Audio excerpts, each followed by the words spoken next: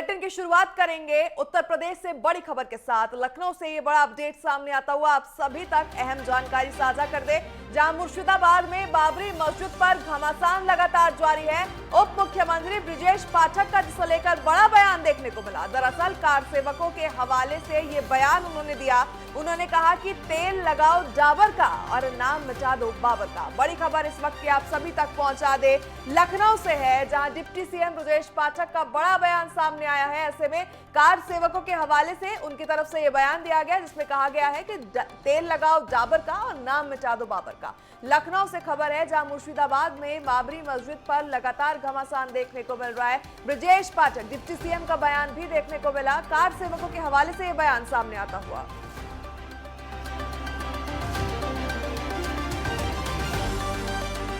बाबर एक आक्रांता था, लुटेरा था। ये तथ्य इतिहास में कोई झुठला नहीं सकता। बाबर का महिमा मंडन करने वालों का उत्तर प्रदेश और देश में कोई स्थान नहीं होना चाहिए। और इसीलिए जब बाबरी मस्जिद की घटना हुई थी तो कार्यसेवकों ने एक बड़ा नारा देने का काम किया था, तेल लगाओ डाबर का, नाम मिटा दो बाबर का। आप सब लोगों ने सुना था। और बाबर का भारतीय राजनीति के इतिहास में लुटेरे की संज्ञा है। कोई ऐसा योगदान नहीं जिसे याद किया जाए। जो इस प्रकार का महिमा मंडन करते हैं वो सिर्फ तुष्टिकरण की पॉलिटिक्स पर है। और चलिए इस खबर पर अधिक जानकारी के साथ रुक करेंगे लखनऊ का, जहां से हमारे उत्तर प्रदेश के स्टेट हेड राघवेंद्र प्रताप सिंह तमाम जानकारियों के साथ लाइव हमारे साथ जुड़ चुके हैं। राघवेंद्र, अगर बात करें जिस तरीके से ये पूरा मामला अब तूल पकड़ता नजर आ रहा है, बाबरी मस्जिद के पुनर्निर्माण को लेकर राजनीतिक गलियारों में सरगर्मियां तेज हो गई है। वहीं उत्तर प्रदेश के उप मुख्यमंत्री की तरफ से जिस तरीके से बयान दिया गया है, अब और ज्यादा सरगर्मियां तेज होते हुई, क्या कुछ पूरा अपडेट? तो बिल्कुल प्रगति, जिस तरह से बाबरी मस्जिद विध्वंस हुआ था उसके बाद से वहां पर अयोध्या में राम मंदिर बना है। फिर लोगों को लगा कि ये बाबरी मस्जिद का जो मुद्दा है वो थम जाएगा, बाबर का गुणगान जो हो रहा था वो थम जाएगा, लेकिन उसपे विराम लगने का नाम नहीं ले रहा है। जिस तरह से पश्चिम बंगाल के मुर्शिदाबाद में फिर से बाबर के नाम पे मस्जिद बनाने की बातें सामने आई हैं और उसको लेकर जब बाबरी मस्जिद बनने की बात सामने आई तो आज क्योंकि उत्तर प्रदेश में विधानसभा का बजट सत्र चल रहा है और उप मुख्यमंत्री ब्रजेश पाठक जी ने अपने संबोधन में कहा, मीडिया को बाइट देते हुए उन्होंने स्पष्ट कहा कि बाबर एक आक्रांता था और उसका महिमा मंडन ये दिखाता है कि ये तुष्टीकरण की राजनीति है और अब तुष्टीकरण की राजनीति चलने वाली नहीं है, क्योंकि हम उत्तर प्रदेश की बात कर लें या पूरे देश की बात कर लें, अब विकास की राजनीति चलेगी, विकास की बातें चलेगी। और उसी कड़ी में उन्होंने कार्यसेवकों के हवाले से बयान दे दिया कि तेल लगाओ डाबर का, नाम मिटा दो बाबर का। तो कहीं ना कहीं ये संकेत, ये संदेश साफ है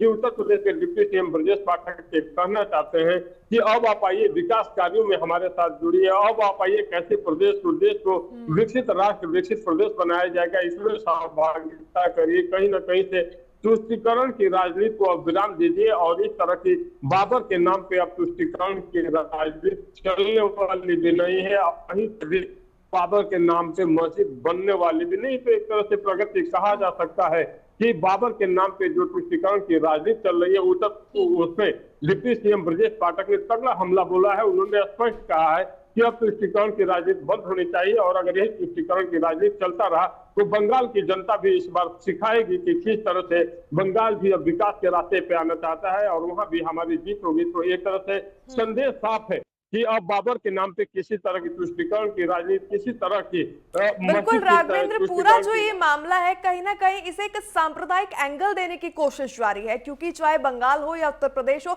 दोनों चुनावी राज्य है। 2026 में बंगाल में चुनाव होना है, 27 में यूपी में चुनाव होना है।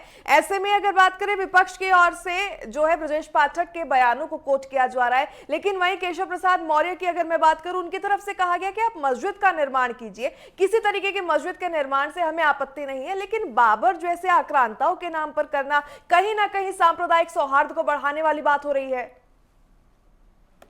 तो बिल्कुल हम केशव प्रसाद मौर्य की बात कर लें, ब्रजेश पाठक की बात कर लें या उत्तर प्रदेश के मुख्यमंत्री योगी आदित्यनाथ की बातें कर लें, ये सभी वही कहते हैं मंदिर बना, अगर अयोध्या में भी मंदिर बना तो बगल में मस्जिद के लिए भी जगह दी गई है, लेकिन वहाँ मस्जिद का निर्माण कार्य अभी तक पूरा नहीं हुआ है। तो आप बाबर के नाम पे ही क्यों मस्जिद बनाएंगे? जब ऑलरेडी बाबर एक मुस्लिम आक्रांता था जो यहाँ के संसाधनों को लूटा था, यहाँ के अस्मिता को लूटा था, यहाँ के तमाम ऐसे इंफ्रास्ट्रक्चर थे जिसको रौंदने का काम बाबर द्वारा किया गया था। और ऐसे आक्रांता को महिमा मंडित भारत में किया भी नहीं जा सकता है, क्योंकि भारत महाराणा प्रताप के नाम से जाना जाता है। भारत की बात करें तो शिवाजी के नाम से जाना जाता है, न कि हुमायूं बाबर के नाम से जाना जाता है। तो इस बात को कहीं ना कहीं इन नेताओं को भी समझना हो कि अकबर बाबर हुमायूं का गुणगान करने से काम नहीं चलेगा, औरंगजेब का गुणगान करने से नहीं चलेगा। यहाँ ये धरती महाराणा प्रताप की धरती है, ये धरती शिवाजी की धरती है। और आपको अगर गुणगान करना है तो भारतीय जो साहसिक लोग थे, महाराणा प्रताप की बात कर लें या फिर शिवाजी की बात कर लें,